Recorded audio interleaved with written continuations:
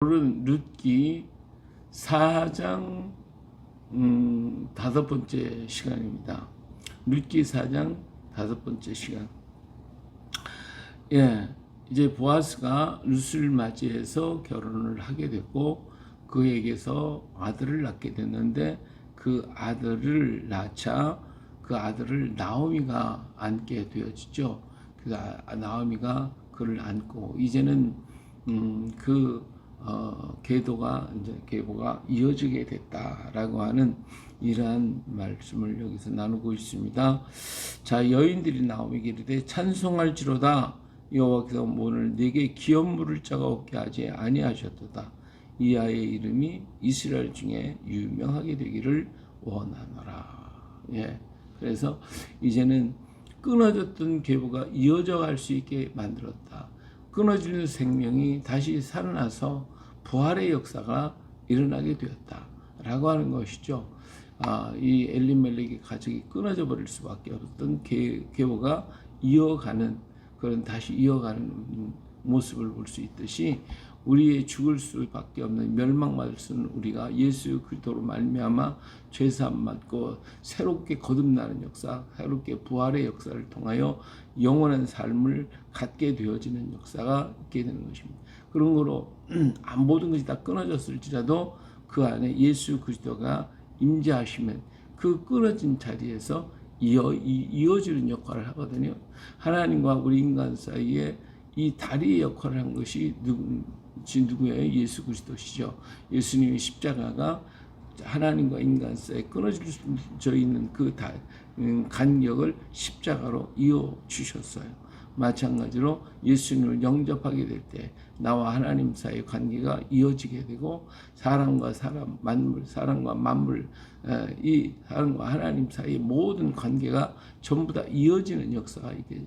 끊어져서 죽을 수밖에 없고 끊어져서 고독하고 외롭고 슬프고 아프고 괴로울 수밖에 없는 우리들을 전부 이어주는 역할을 하시. 이게 십자가가 바로 그 역할을 이루었고 우리 예수님은 이를 위해서 이 땅에 오셨다 그 말이에요. 그 일을 영접하는 자마다 멸망치 않고 하나님의 자녀가 되는 권세를 얻게 되어지는 것입니다. 이 같은 은혜가 우리에게 주어졌다는 거, 이 얼마나 영광스러운 것입니까? 이걸 알지 못하기 때문에 예수님을 영접하지 못하고 있는데 영접하는 자마다 하나님의 자녀가 되는 권세를 갖게 되어지죠. 이는 내 생명의 회복자입니다. 생명의 회복자예요. 우리 예수 그리스도는 우리의 생명의 회복자이십니다. 생명을 회복하신 거예요. 거듭나게 해서 이제 새 생명을 얻게 됐어요. 내 노년의 봉양자라. 여기서 내 노년의 봉양자라 섬기는 자가 된다. 다시 말하면 이 아들이 이름이 무엇이라고 했냐면 오벳이라고 했어요. 그러니까 그의 여인들이 그에게 이름을 지어주되 나오미에게 아들이 태어났다 하여 그의 이름을 오벳이라 하였는데, 그래서 오벳이라고 하는 섬긴다라는 의미, 예배자라는 의미가 있어요. 그래서 이 오벳을 통해서 나오미가 섬김을 받게 되잖아요. 이 오벳이라는 사람이 나오미가 되도록 만들어주는 역할을 하게 됐어요. 그리고 오벳이라는 말은 또 하나님을 예배하는 자다. 예배자의 모습. 이 오벳이라는 말은 예배자라, 또 섬기는 자라. 온 가정을 받들고 나오미 어머니 모든 가족을 받들어주는 그런 사람. 그런가 하면 하나님께 예배하는 자가 됐다라고 하는 것을 볼 수가 있습니다. 그렇기 때문에 내 생명의 회복자이며 내 논의 봉양자가 됐다라고 하는 것이요. 곧 너를 사랑하며 일곱 아들보다 귀한 내 며느리가 낳은 자로다 아니라 너를 사랑하며 일곱 아들보다 귀한 내 며느리가 낳은 자다. 이 룻은 정말 다 버리고 다른 사람은 다 떠났어요.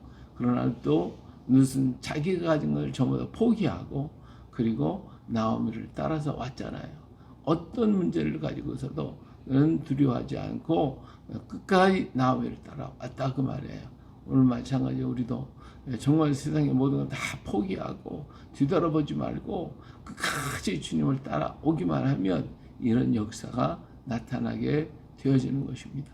세상 것 때문에 우리는 뒤를 돌아본 롯의 저와 같이 그렇게 되지만 이 룻은 뒤돌아보지 않고 오직 어머니가 가는 곳에 나도 갈 것이고 어머니 머무는 곳에 나도 머물 것이고 어머니가 죽는 곳에 나도 죽을 것이고 어머니의 성기는 하나님이 나의 하나님이 될 것입니다.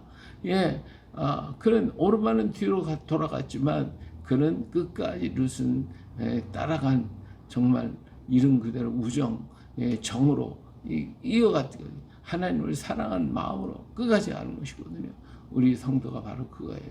주님을 사랑하는 마음으로 뒤돌아보지 말고 앞만 보고 가는 사람에게는 이런 축복이 열려지게 되어 있어요.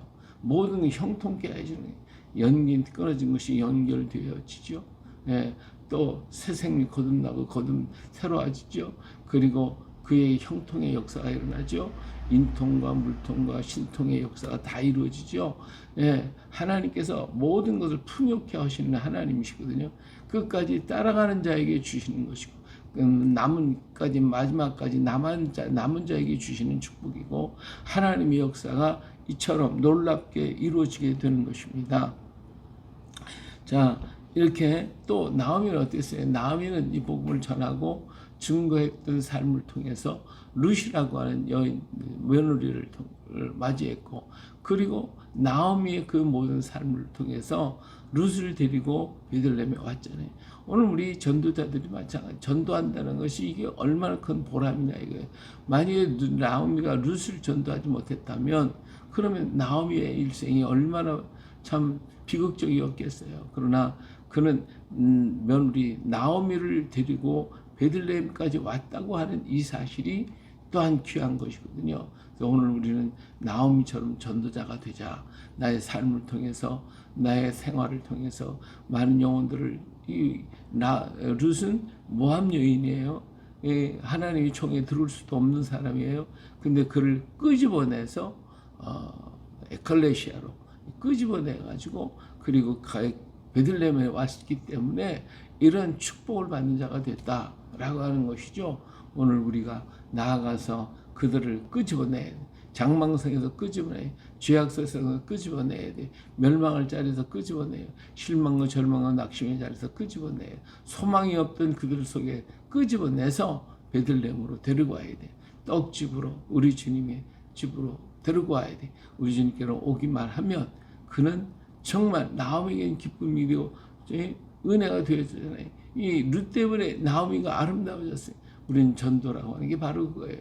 그들을 이끌고 나오면 그들 때문에 영광을 받게 되어지는 그 은혜로운 역사가 있게 되어지고 이것이 전도자의 기쁨이고 즐거움이 아닐 수가 없습니다.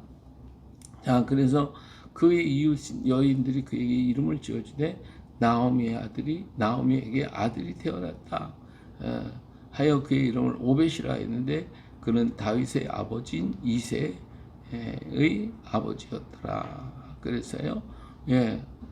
이렇게 해서 그는 정말 오벳이라고 하는 섬기는 자가 되었고 이 섬김을 통하여 그에게 자녀가 또 태어나는데 이새가 태어나지. 베들레헴의 유력한 자 이새가 태어났고 이새의 밑에 누가 태어나요? 다윗이 태어나잖아요. 그러니까 얼마나 귀합니까? 정말 이런 다윗 왕의 할아버지가 태어나는 이 과정을 오늘 여기서 보게 되는데 이처럼 정말 하나님의 총에 들어올 수 없는 그런 여인이 돌아와가지고 이렇게 베레스의 가정 그리고 엘리멜렉의 가정을 축복하여 그래서 다윗의 할아버지가 태어날 수 있게 됐다고 하는 것, 오직 하나님께 예배하는 자가 태어났다고 하는 것, 그래서 이런 경건함이 이루어졌다고 하는 것은 하나님이 하시는 것이지 인간이 하는 게 아닙니다. 우리는 구원받을 수 없는 존재이지만 하나님께서 우리를 사랑하셔서 우리를 이끌어내셨고 그리고 주 앞에 와서 이 은혜를 받게 됐으니 이게 얼마나 귀하냐고 말해요. 그래서 베레스의 계보는 이러한 이 베레스가 바로 유다잖아요.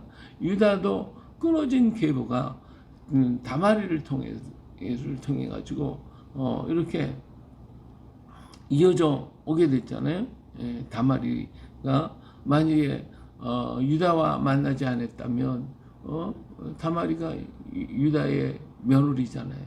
그런데 자기가 며느리니까 시아버지가 하고의 관계가 없다 그러면 그런 베레스가 태어날 수가 없었어요. 그 가정도 끊어져요.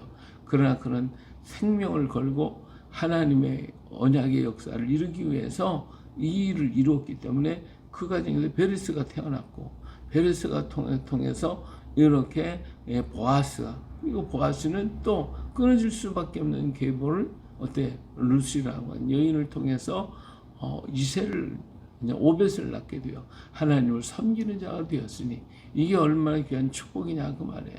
하나님을 따르는 자, 그리고 하나님 복음을 전하는 자, 그 말씀에 순종하고 끝까지 따라온 루스의 역사를 통해서 새 역사가 만들어 하나님의 계보의 역사가 만들어지고 있다고 하는 것은 정말 하나님의 특별한 은총과 축복이 아닐 수가 없습니다.